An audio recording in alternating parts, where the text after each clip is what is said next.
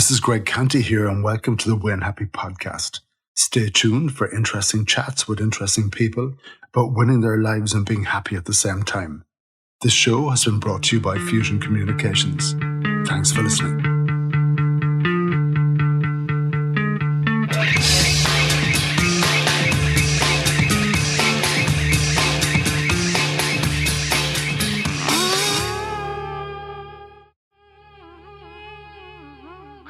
Today I chat with CEO of Reputation Science, Natasha Konstantinova, a very experienced communications professional. Natasha is from Russia. She went to university in Kyiv in Ukraine, and she now lives and works between Switzerland and the United States. We chat about the huge role of communications, the importance of truth, and the huge difference between breaking news and breaking stories. Through her own life experience and her family and friends who live in Russia, she gives us valuable insights into what ordinary Russians believe is happening in Ukraine. This war is a war about truth. Let's hear from Natasha. Natasha Konstantinova, a big welcome to the Win Happy podcast. How are you today? Thank you. I'm well. How about yourself? Yeah, not too bad. And we were having a little chat and we were talking about breaking news, or should we be calling them breaking stories? That's right. Stories. Yeah, because what people are putting out there at the moment, they're not necessarily news items. They could actually just be stories that someone has placed and They want us to digest, and maybe we'll talk about that a little bit. You're the CEO and the founder of Reputation Science. You've got a huge CV in communications, but I wanted to start talking to you about Imagine. Imagine. Yeah. Can you tell me about Imagine and the little project that you've been involved in? Imagine is indeed a little project that was born in the midst of everything what is happening these days in the world. A military conflict, unfortunate sad situation that is happening in the center of Europe between two countries that I used to call my home, both of those places at some point in life. And a couple of weeks ago, I was approached by an organization that was putting together a charity concert for the refugees from Ukraine in Switzerland, where I live. And they asked whether my son would perform at the concert. He plays piano. So I immediately responded and I said, I'd love to play myself, but even more so, I would love to put together a little choir, children's choir, that could also sing at such a concert. And my idea was to bring children from different countries, from Ukraine, from Russia, from Switzerland, from any countries in the world, any kids who would like to sing. And the idea was to unite, and through art, through culture, through music, through children, show the world that we still want to be united. There is still hope, and really bring it to people at the concert and beyond. And I've picked a song by John Lennon called Imagine. And the kids, I only had 1 week to rehearse, and the kids presented that song at the concert. And we called it Imagine. And a little choir that has been asked to perform afterwards is called Imagine. So that's a little project that is happening right now. Were there tears in the room when everyone heard these young people singing that beautiful song? I think there are lots of emotions, and many people came up and they were really touched. And it was the last song of the concert, and it was very powerful. And you could hear from the kids. There probably was not so much a melody at some point, but there was a lot of emotions also coming from children singing together for hope. So what I'd like to do on all of the podcast episodes, I'd like the listener to get to know who Natasha is and how a Russian girl ended up studying music in Kyiv, working in crisis communications in Switzerland, and you're moving between Europe and the United States. So I'm going to hit the big rewind button and ask, who are you? And where did you come from? And how did all this happen? I was born in Russia, Soviet Union, and in a time when the Cold War was the biggest crisis we could all ever imagine. So I grew up in those times. And I was passionate about music and singing in a choir. I was singing in a choir myself since the age of 6. And so by the age of 10, I wanted to become a choir conductor myself.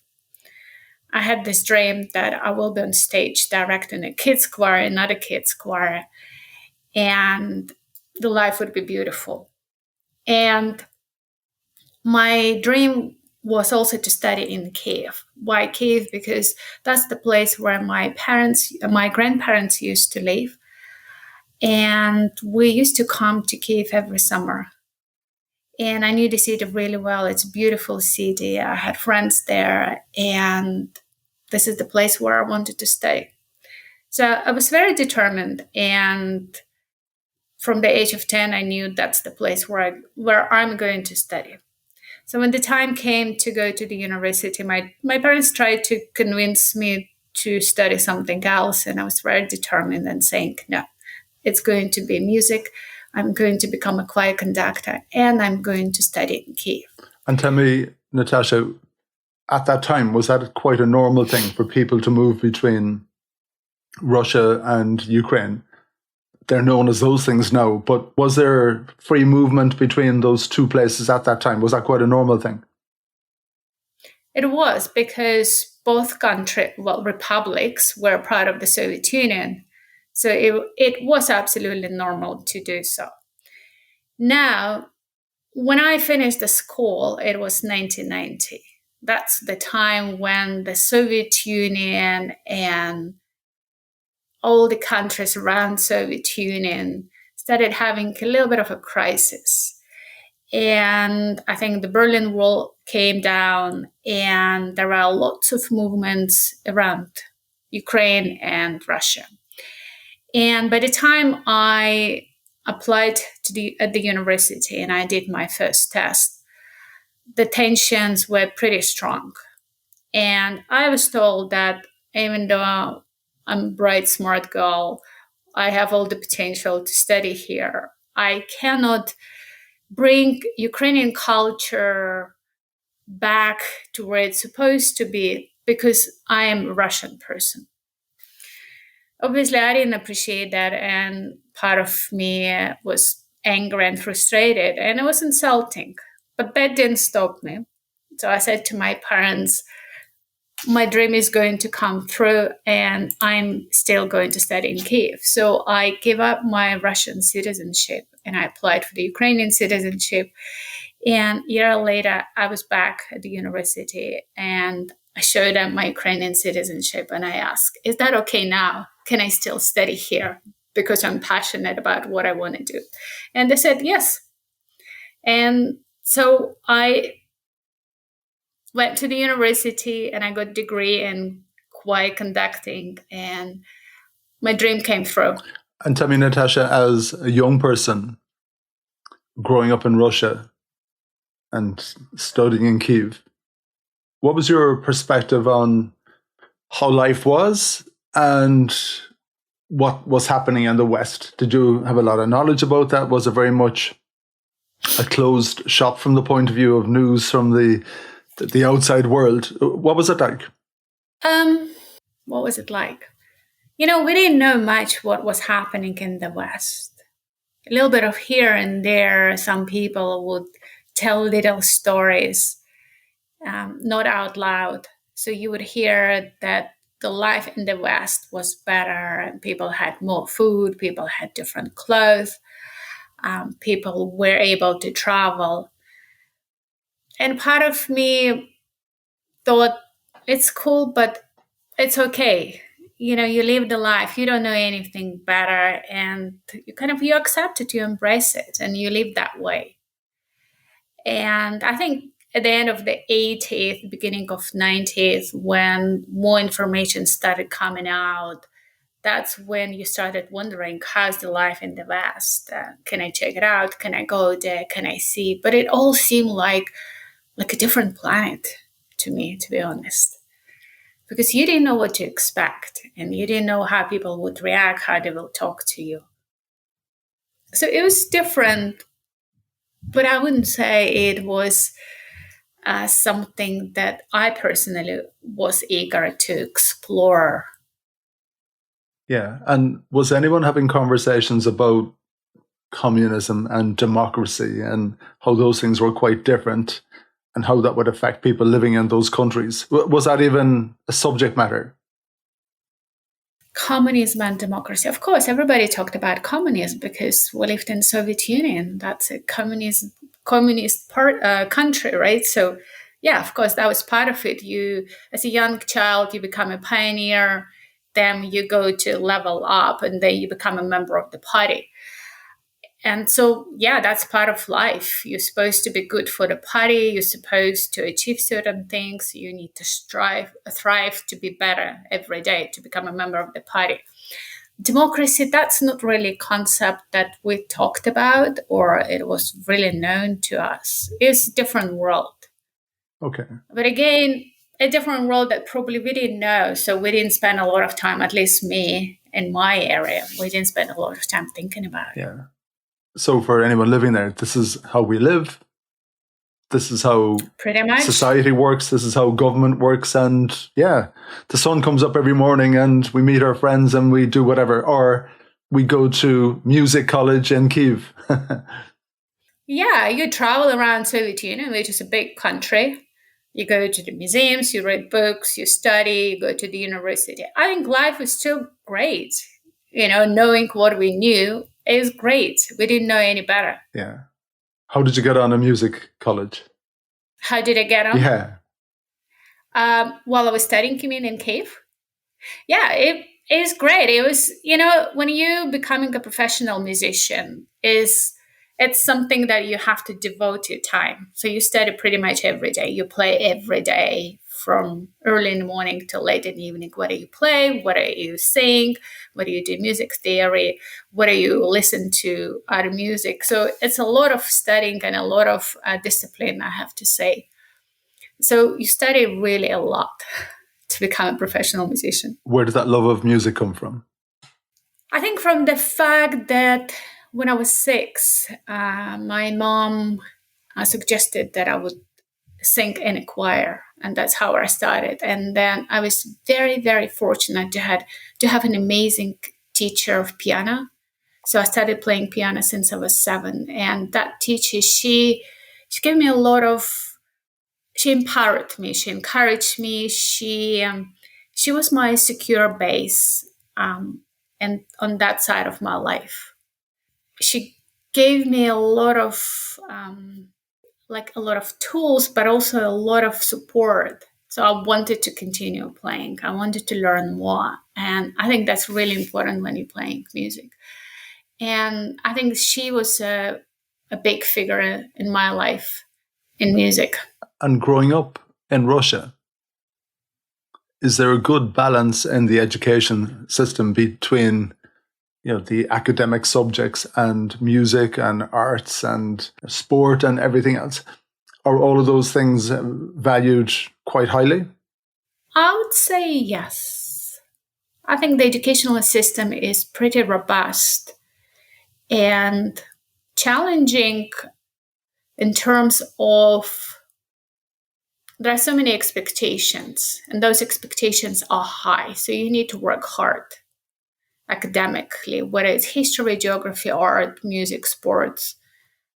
So yeah, when you study in Russia, I think it's a great fundamental basis you get for your life. That's my perception. Okay. So what happened to your music career? What happened to my music career? It's still there with Imagine. But what happened my last year at the university when I was studying music, a friend of mine suggested to come one evening for training on PR and communications. And next day I decided to go back. And the week after I decided to go back. And then I couldn't stop. So every evening after I was studying music, I was following courses on PR and communications that was given at that time in Kyiv. And it was fascinating. And after I finished those courses, I thought, I think there's something else I might want to do in my life. So I've decided to get another degree in PR and communications. And in my world, I thought I could combine it. I can still work in communications and do music. And it will be a perfect combination of two. Somehow that didn't happen. So my music career was put on hold, and I started doing freelancing, singing in a choir or choir conducting or little projects here and there. So my music career became like a hobby career, which is still there. And, if I had to do it again, I would do exactly the same thing. I would still get my degree in music and then in PR and communications. Yeah, and since then, of course, LinkedIn is fantastic these days. It gives you all of this information. You've held some huge roles in different well-known names, company names like Medtronic and Philips, and spending a lot of time in that industry, looking after communications internally and externally, Central Europe and Eastern Europe. It was a huge, huge career. What have you learned in that time about communications, and what happened that made you go out on your own? I think communications is like a universe. And one important thing about it, either you like it or you don't. And I think if you like it, it's like with music. You devote a lot of your time. You seek continuously new ways. You seek to help others.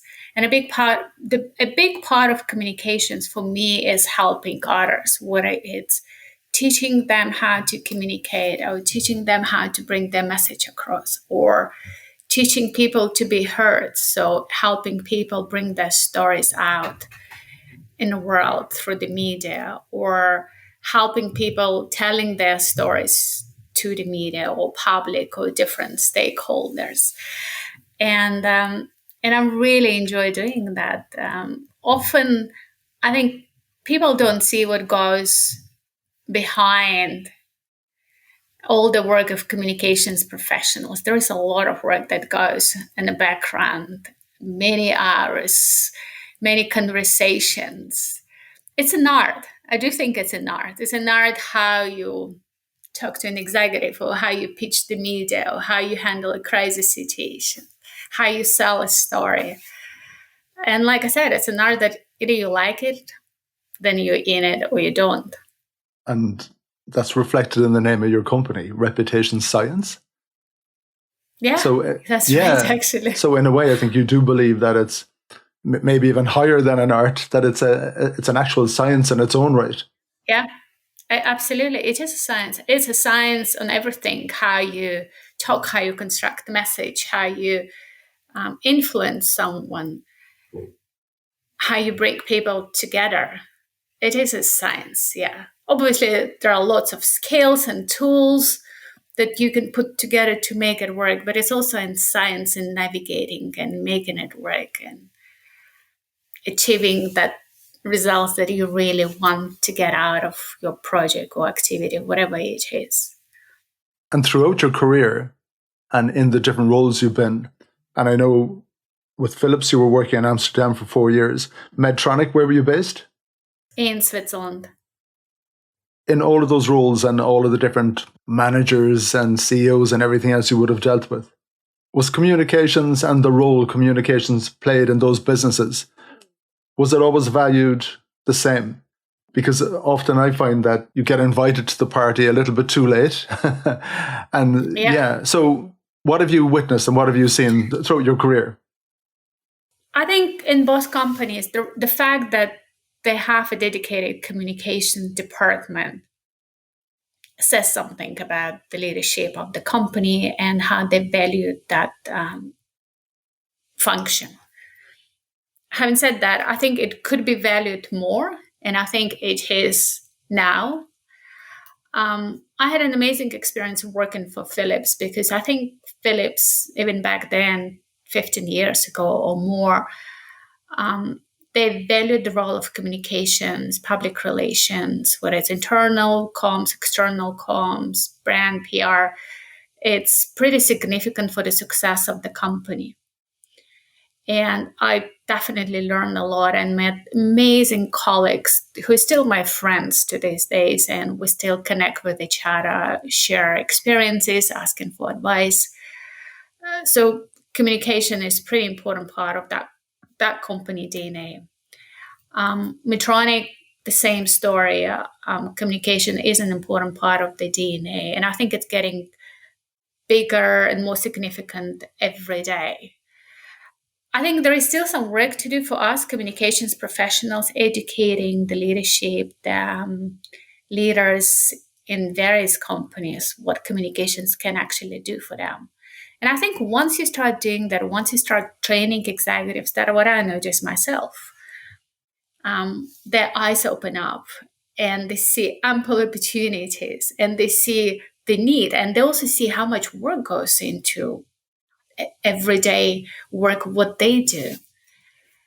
So I think it just never stops, and we can do more from our side as well to educate people. And the difference between a message that's being delivered properly to your target audience and a message that's delivered in a lousy way to your target audience, and it undermines your whole project or your campaign or whatever it is that you're trying to achieve. It's night and day between those two things. So what happened that made you say, okay, I'm out of here, I'm starting my own business, Reputation Science? What changed? I wouldn't say it was a conscious move. I never believed I was ready to start my own business. I'm glad it did happen. And it started during the COVID time. And it naturally, organically developed further.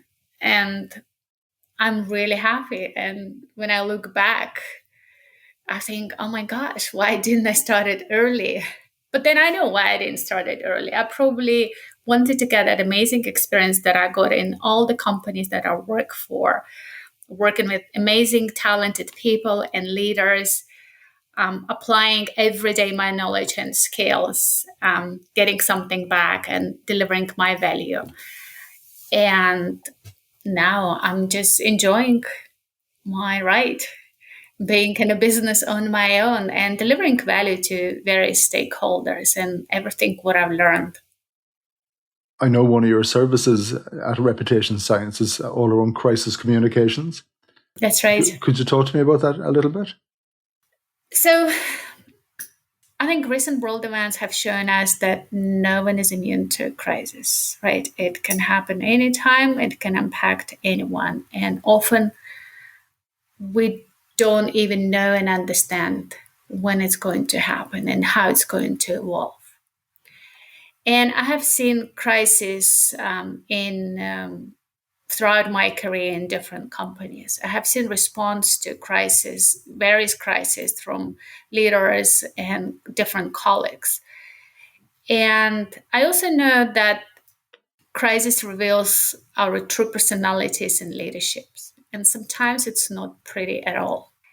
And I think it's in our own interest to learn to become better, to manage the crisis, to help others.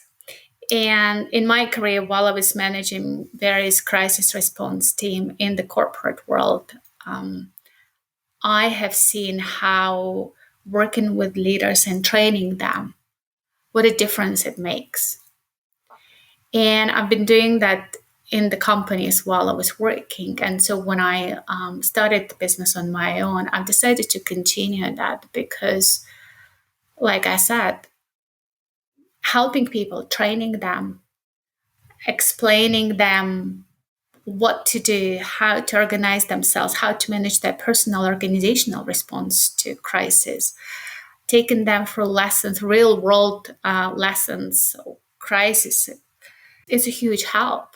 And translating that knowledge and preparing them to deal with it in real life scenario is huge.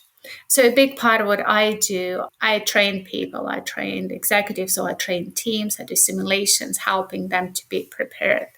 But another part also, I work with companies and consult them and advise them what to do in the situation when a crisis happens, and really guiding them through being their right hand and supporting them in those situations. And tell me, Natasha, when you do a simulation with the client, what are you trying to achieve, and typically, how does it work? Well, I want them to go through the real life scenario.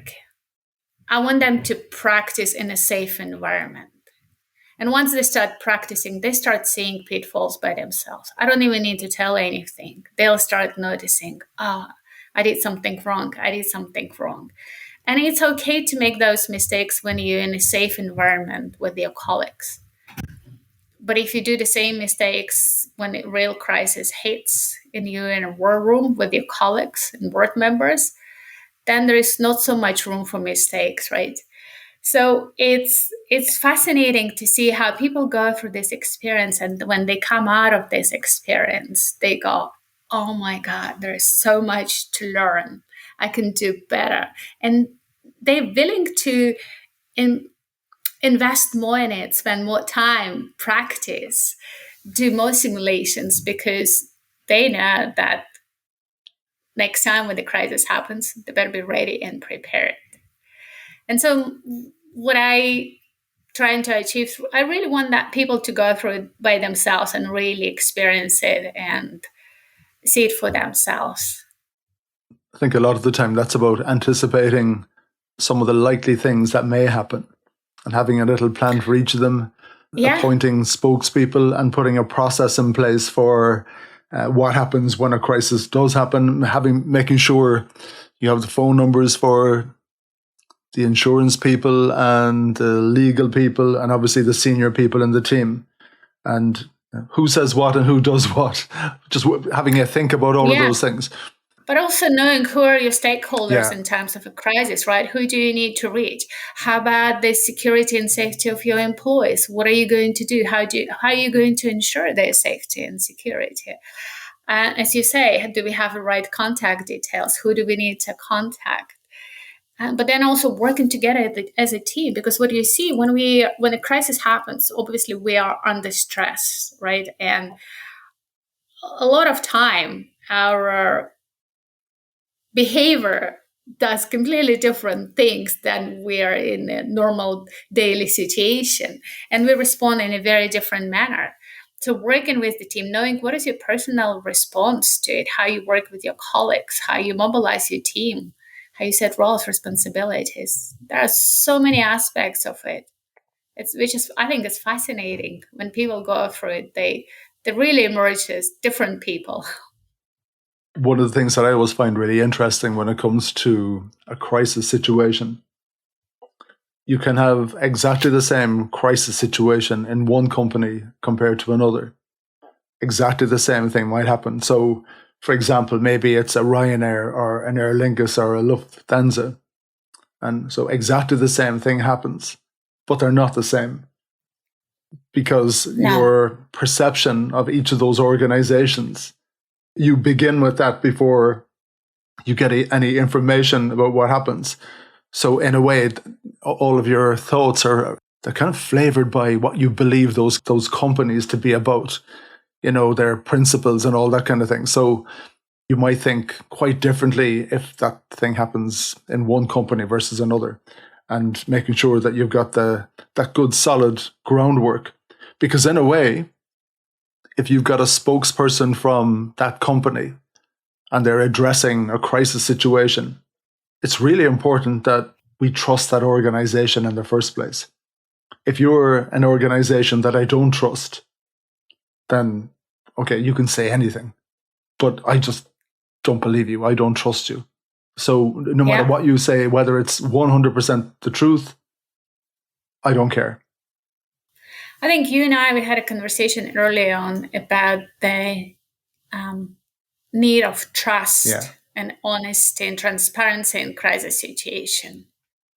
Exactly. That's probably one of the top things I would always advise. And also the role of empathy in a crisis situations. And those are the top things I would always advise people to practice in a crisis situation. And whether it's in a company or, a non-profit organization or a town or a country, when there's a crisis and the person who's in charge, when they go to the microphone or when they put out a statement, you need to know, okay, I can trust you.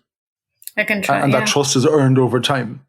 Like, for example, Boris Johnson, he's the luckiest man alive, because I think just before Ukraine happened, he had told so many lies. He was nearly out the door. So when leaders like that, when they come to the microphone and they tell you, or they ask you to do something or to believe in something or to make some sacrifices, you need to believe them and you need to trust them, or else, no, sorry, I'm not going to do that. And of course, when it came to COVID, when you had countries asking their citizens all to behave in a particular way, well, that was only going to work if I believed you and I trusted you. Yeah, absolutely. So that kind of brings me nicely to our conversation about maybe world affairs. And I know you work between Europe and America. What brought you to America? What brought me to America? I met a guy. Oh my God Almighty! I fell in love with him. The oldest story in the book. Exactly, right? So I fell in love. Oh, for God's sake, Natasha! We got married, and he happened to be an American. And it's funny, often we go somewhere and we introduce ourselves, and people ask, "Where are you from?" And I say Russia, and he would say America, and people say, "Really? It still works?" So it does work when it comes to family and love affairs. So my husband, he brought me to the land of America to discover and do some work and spend some time there. When did you meet him? We met in 2001, so almost 20 years ago. So was that a big... Now, I know you were working in Europe, so your eyes have been opened anyway. But getting into that American psyche, was that unusual for you? And vice versa, for him learning about Russia and what that was like? I think the biggest shock out of the two probably was for him to learn Russia. I took him to Russia for the first time in 2008. We met in 2001. It took us a few years before we started dating. So in 2008, I took him to Russia for the first time. And I was working at Philips, and we had a press conference on the Red Square. And I thought that was amazing, and he needed to see that. So he joined me on that trip, and he was fascinated. He didn't know the language. It was his first time in the country. And while I was working and spending time with the journalists, he was exploring Moscow on his own, without mobile phone, without knowing the language. So it was a cultural shock, but a shock that left him bewildered and fascinated about the country, the culture, the people, the language, the food, the drinks, the vodka.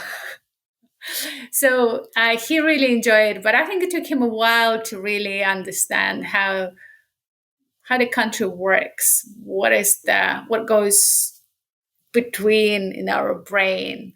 And I think he's still discovering that every day. For me, it probably was a less shock, because I think by that time I traveled a lot. I've been to North America, but not the United States. And it was an interesting experience. It's obviously a different culture that you still need some time to digest and understand. But I feel I've lived in 6 countries, and I feel getting used to a new country is not as difficult as your first country. Like you kind of have a plan, it's a new country, new language, new people, new culture. What do you do? How do you adapt? How do you adjust? And you follow the plan.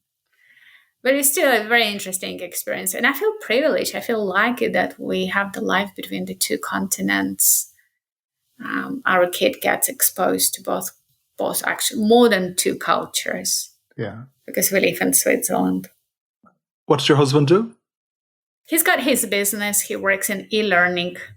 So he's also in the business of training only through software. Okay. Does he have Russian customers? He does not. No. So, Natasha, between everything and obviously everything that's happened over the last month or so, and I'm aware as well that your parents are still in Russia. That's right. Have you other family there? I've got a brother. Okay. An older brother in Russia. What's happening and what's your perspective on it? What's your husband's perspective on it? What are your parents saying? What's your brother saying? What's happening?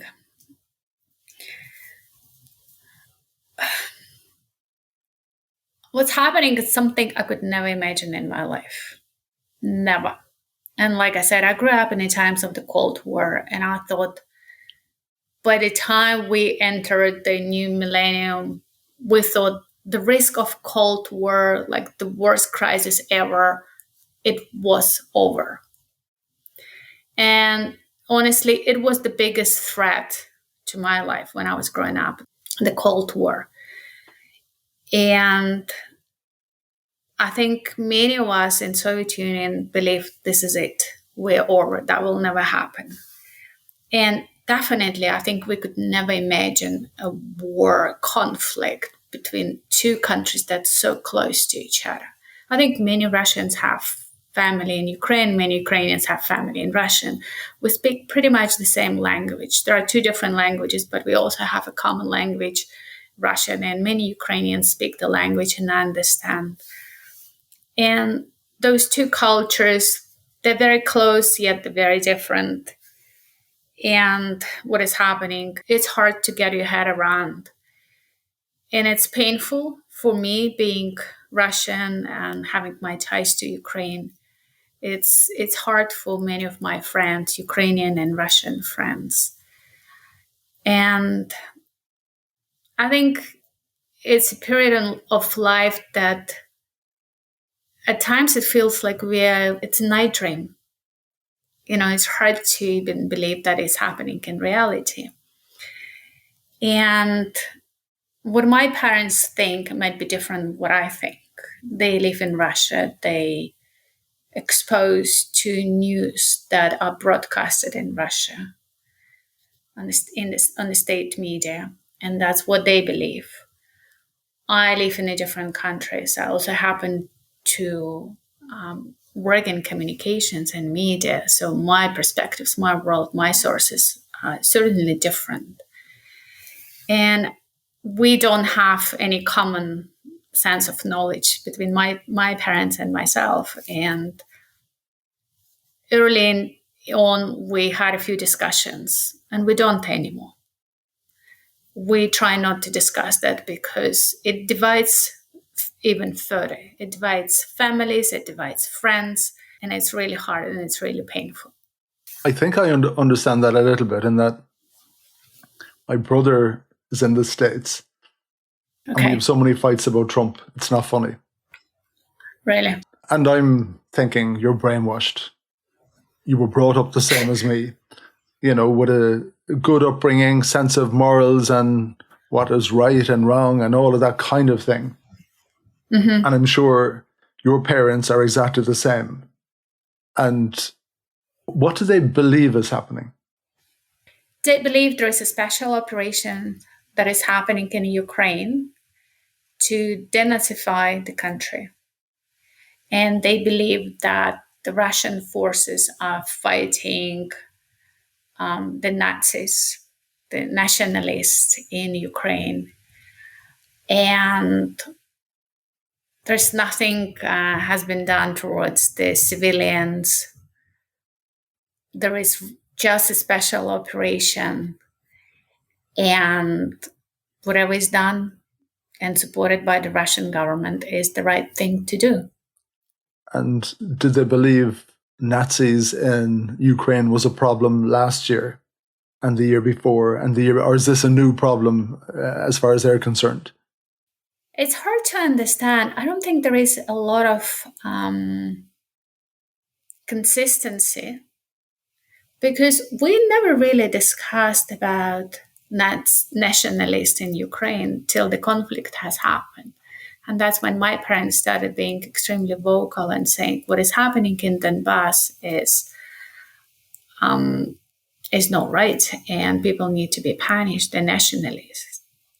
But now it seems like the whole country of Ukraine are nationalists, and there is no real consistency. And according to them, and I guess to the state media, what has been happening since 2014, especially in the Donbass area. But it looks like it might have got worse and spread towards bigger part of the country. It's really hard to find the logic in discussions and in stories. They have a daughter that they love, who they brought up to live a good life, and she's living outside of the bubble, witnessing That's right. everything else from our perspective. Do they have a curiosity about what's going on? Have you tried to tell them, listen, what's happening? That's not quite the version that we're witnessing on our TV screens and in our photographs and video and everything else. Are they even interested in that information? Or is it, listen, just please don't talk? They probably are interested. And I did try to talk in the beginning and talk to them from perspectives of my friends or family that left in Ukraine. And they believe it's wrong, what I'm saying, and that's not correct. And I used to say there are bombs and the Russian army is bombing Ukrainian city. And they saying that's not correct. That's not true. They're not bombing. And I think every time I would try to bring a different piece of information, story, they seem a little uncomfortable. So I think it's conflicting somewhere. And I think a lot of it is cognitive dissonance in a way, which affects, I think, many people these days. Depends where they are in the world, right? Yeah. Do they think that you're brainwashed? Do they think if I'm brainwashed? It's a good question. No, they say they say different.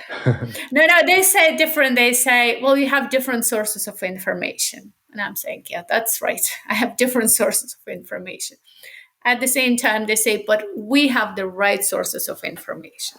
So they believe they have the right source of information. And your brother, who is obviously a younger man with maybe a more modern view, I'm not sure. What would he say to you? We try not to talk a lot about it with him. I think he probably has also different perspectives than my parents.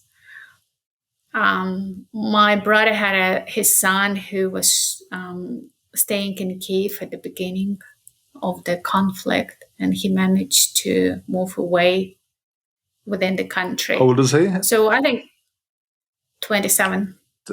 His son? Yes, his son. Okay, so he would have, he's witnessed what's going on in Kyiv up close and personal. Yeah. So he's a really good source of information for them, isn't he? Absolutely, yeah. No, I think my brother, he absolutely, he will not support my parents' point of view. He has his point of view and his sources.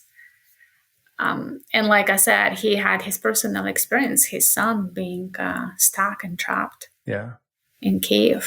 And when Russian people notice that some of the independent news outlets have closed down, and when social media has been shut down and when YouTube has been shut down, the basic ways a lot of us get information.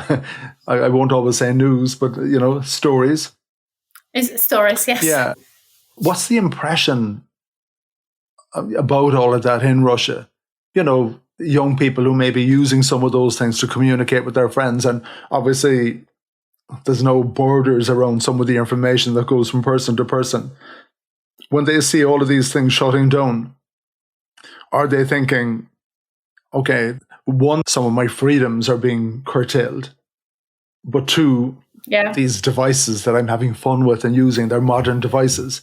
Are we going back in time that these things have been taken from us? Have you any idea how all of that is being perceived? I think by people who have different perspectives and different sources of information, it's threatening because you have a feeling, if you are there, you probably have a feeling we're going back. We have an expression in Russian, we're going back to 1937. That's the period of time in Soviet Union when lots of people got arrested for saying something against the government or sharing their progressive point of view on certain things. And lots of people got jailed or killed, they went missing. And I think many people probably afraid that we're going back to 1937, and there is no way out of it. So it's a pretty scary moment when you are there. And if you're in government, in charge of news or in charge of stories, you're probably going to justify all of this by saying, the reason we stopped all of that is that you were being contaminated by rubbish and we're protecting our people by blocking all of those things. Yeah. So you can 100%, we all work in communications. You get how they will sell what they did and why they did it. Absolutely. You had some interesting information for me about some of your friends. Some people who may have access to other information. You were saying a lot of people who are hungry for more news, something that isn't as controlled, are using VPNs, these these internet blockers or whatever, so you can still have access to international news. So you had a particular friend and the story about her ticket, and I'm sure she's not the only one in Russia who's like that. Can you share that story with the listeners? Happy to. So I have a friend, she doesn't consume a lot of state media, let's put it that way. She has her point of view. And when the conflict had started, we shared a lot of emotions and concerns about it. And she decided she's going to put a little sticker on the back of her car that said, "I am for the peace and we are against the war." So she put that sticker and she drove with that sticker for a while. And then one day she got a call and she was invited to the police station. Invited, like a party. Invited, exactly. And she decided to go. She got prepared and she decided to go. And when she arrived, there were 6 people waiting for her there to interrogate her. And I think she spent about 6 hours in the office where they asked her, interrogated why she bought those stickers, why she put those stickers, what was the intention, and what are her perspectives on the situation, and what makes her think there is a war. So she spent 6 hours there, and they asked her to remove the stickers. And I think they even helped her to remove the stickers, which they finally could not completely remove it. So she still has those letters on the back of her car. And the result, she got a fine for putting the stickers on the back of her car. And the reason was discrimination of the Russian army. And I think in the next week, she was called to the court and she was fined for doing that. And like you said, she's probably one of the hundreds and thousands of people who are willing to protest and willing to sacrifice their freedom, their health, their life being, their families as well, because in those situations it's not just you, it's also your families, and now they talk to you and they interrogate you, and tomorrow they might be doing it towards your family, your parents, your sisters, brothers, children. Yeah, and on our TV screens we saw people being arrested because they were attending marches against the war. Would those arrests, Natasha, would they be half an hour in jail or a night and you're sent home then? Or are they serious arrests where people would be kept in prison for a while? Would you have any idea? I wouldn't know. I think generally what I understand, what I know from the Russian sources, that for a protest or sticker, you probably either put to jail for 24 hours and then you're fined, or sometimes they just keep you there for a few hours. They interrogate you, scare you, ask you questions, scare you. Exactly, scary. I think scary is the right word. They scare you, ask you a few questions, why you did that, and what are your perspectives, and then they fine you. Unless there is something else that you do, they can jail you. Yeah, I think there is a new decree since the war has started that you can be jailed up to 15 years, I believe, for protesting and openly showing your displeasure with everything what's happening. And is that normal business in Natasha, or is this a big change from how things were there? Well, I definitely hope it's not a normal business. And I guess it is changing, and it's a recent thing that is happening in the country. Yeah. Maybe in the last few years, obviously, especially more in the last few months. As all the rationing is happening, all the sanctions, and that will affect, obviously, products and services that Russia were enjoying before and they're not having now, and curtailments to the currency and your currency being devalued and your ability to travel will be curtailed. So there's going to be big life changes in Russia. And I presume the way that will be sold to the citizens of Russia, it will just make them angry against the West. Yeah, absolutely. And lots of people that have nothing to do with that do not support the government, that do not support the military operations, they're the one who are going to suffer. And lots of people already suffering, lots of multinational companies that had to leave Russia. They have thousands and thousands of people working for them there, and they have nothing to do with that. Yeah. And is anyone saying this is because of Putin and his stupid decision to invade a friendly country? I wouldn't know what they're saying, to be honest, but I do believe there are many people in the country who are not supporting what is happening right now, but they're the one who taken the hit, the biggest, the hardest hit, physically, financially, morally, emotionally, on so many different levels. And that's really hard. And that's, I think, where I see my work as well. I have a lot of empathy and for people in Russia, innocent people in Russia. Yeah, and it's easy for us to say, well, they should be punished because there's a war going on, they know about it, they're witnessing this cruelty, and they should be making a lot of noise about stopping it. So in a way, we might even use the words, they've been brainwashed, and we can see the dangers of media when it's controlled in such a way, when the news channels just become story channels and someone is deciding those stories. And maybe when we look at it, you can kind of rationalize and say, okay, I pretty much get when you close down everything, you feed them this particular script. Well, that's why everyone there is going to say what they say and believe what they believe, just like your mom and dad and possibly your brother. Mm-hmm. And for us in the free world, we think that's incredible. But bringing it back to the conversation we were having earlier, if we look at the United States, where you're spending a lot of time, where we have access to our media and our social media, and everything is free, we still have exactly the same issue about stories. when you had the former president saying the election was stolen. And Yeah. it was just lie after lie after lie. And I think he pretty much invented the term fake news. And maybe that's something that Putin whispered in his ear when he was visiting. I've got a great trick for you. There's no such thing as news. There's just stories. And the stories are the ones that you choose to put out there. And if you tell people enough, they'll believe them.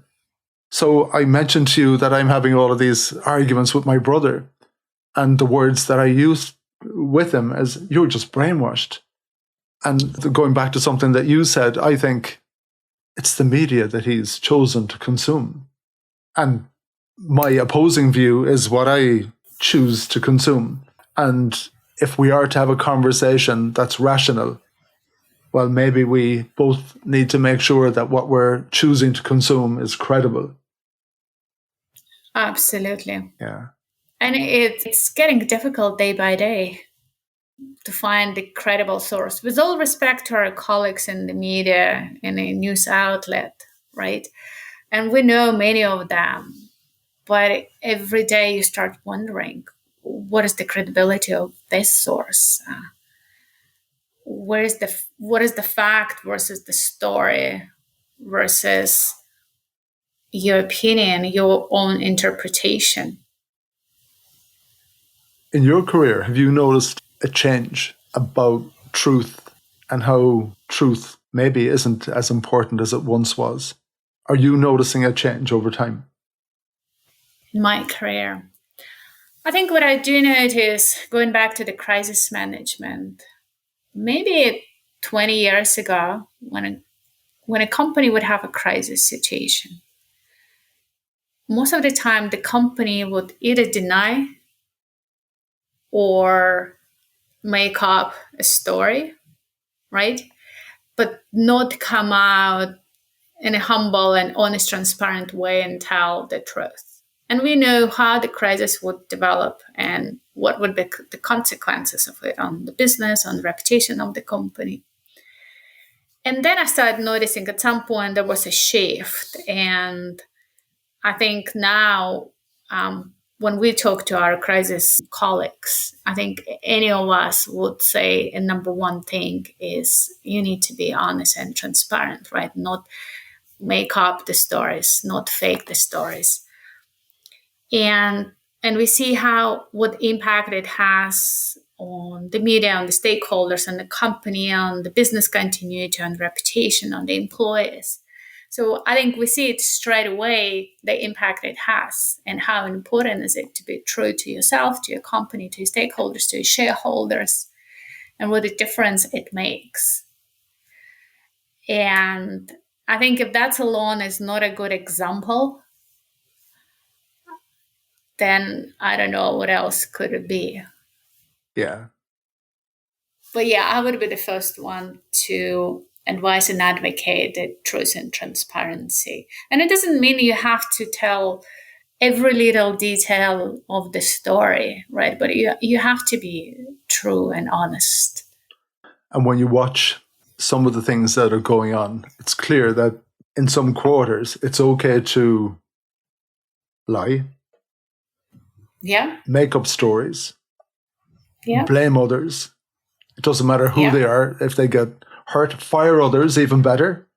I'm going to fire Natasha. It's all her fault. This is what she did. And of course, you've no defense. Yeah. And when we see lies and the dangers of not telling the truth, and it's brought us to today. And I'm even thinking quickly, I'm sure you've seen all of the images and the films coming out of Bucha. I saw a particular thread on Twitter and one person jumped in and I don't trust this. I don't trust the source of these photographs and the video. And in a way, that person had a point. Now, I found myself replying in saying, well, it's too late to ask those people who were tied up and shot in the back of the head for their opinion as to whether it's true or not, because they can't tell you because they're dead. Maybe I was being slightly sarcastic, but now that the Russian representatives are just saying, it's bullshit. It's made up. All of this is staged. And if those bodies were there and those people were killed, well, the Ukrainians were just doing that for a bit of attention. and they're just trying to blame us. So what do we learn from all of that? And considering the profession we both work in? It's a very good question. What do we learn from that? I think we learn we need true facts, true news, true stories, right? But we also need to trust. We need to develop those trust to those who bring those news to us. And I'm afraid it's broken in so many ways. And people having a hard time believe what is right, what is not, right? Do I believe this news source or this? Or do I believe the satellite images or this government? I'm like you. I'm hearing different stories from different parties around Bucha, what's happening in Bucha, and how people perceive it. Depends who you talk to. And the other person said to me the other day, she said, Natasha, I don't know. Where's the truth?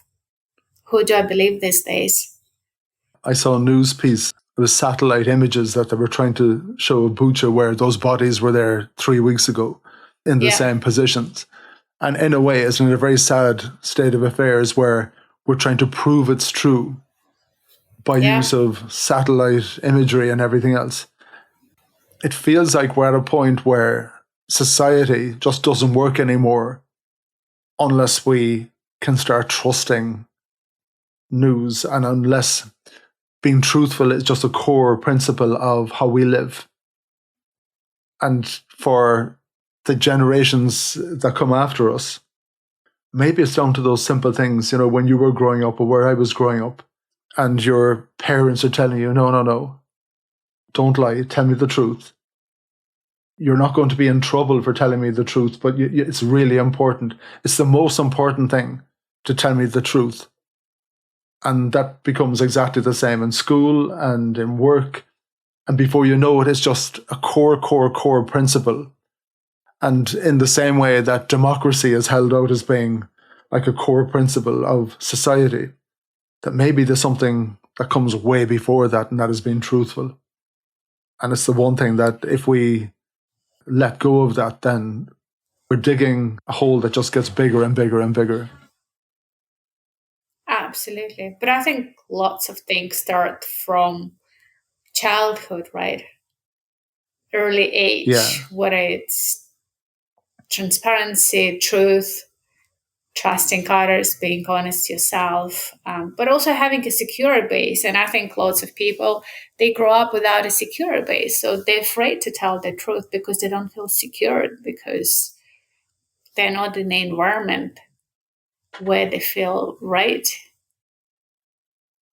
And I think it's a really good point you're raising about children. I see it myself with my own child, where now with everything what is happening, we tell him more than we used to tell about both countries, Russia, United States, and Europe. And we want him to also start understanding and learning and being honest about it.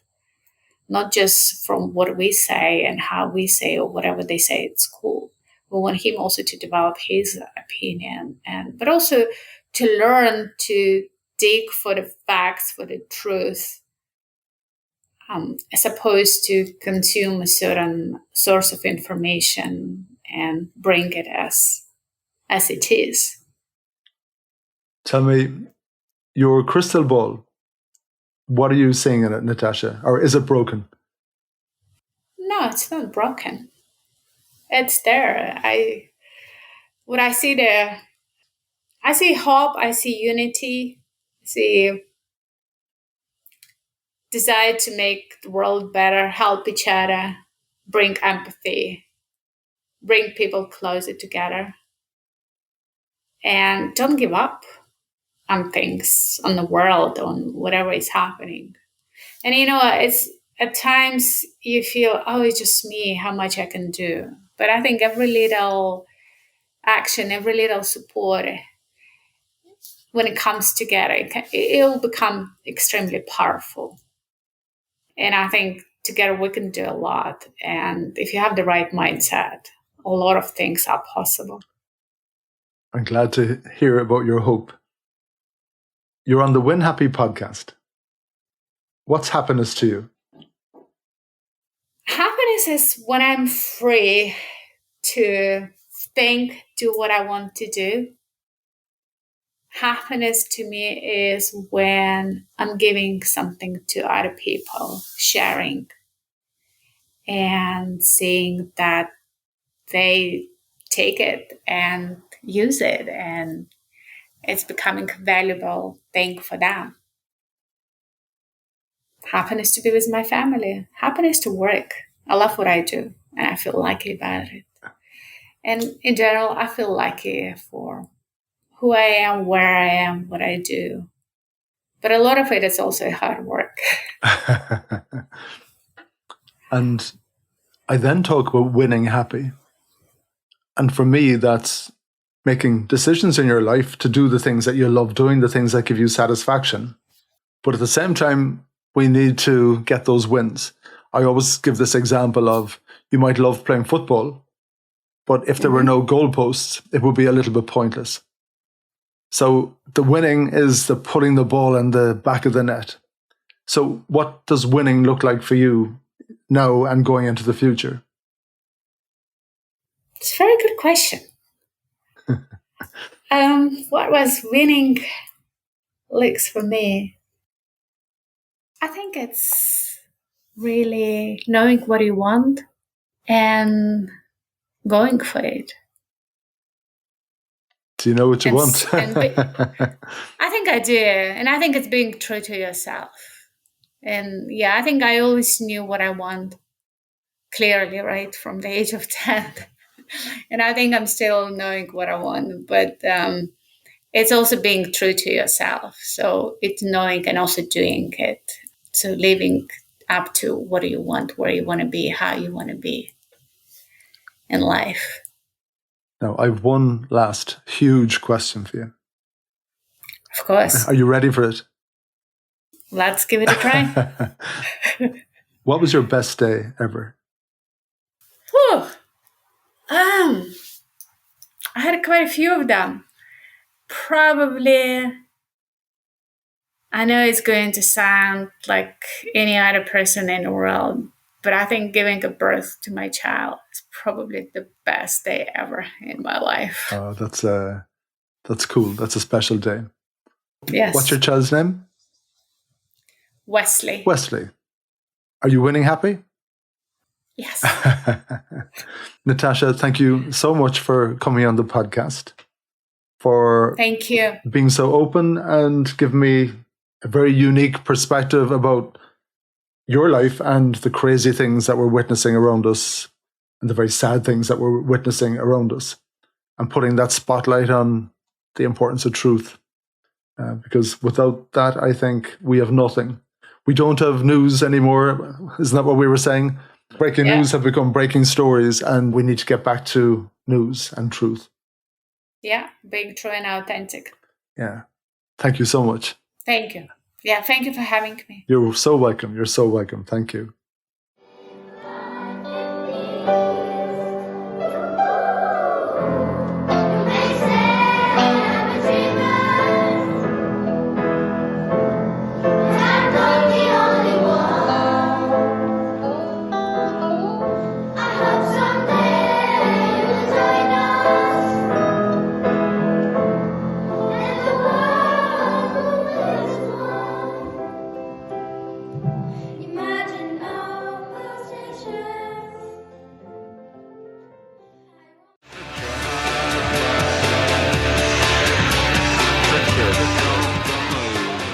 Thank you for listening to the Win Happy podcast, which has been brought to you by Fusion Communications. If you'd like to get in touch, feel free to send me an email at greg@fusion.ie. So until next time, take it easy.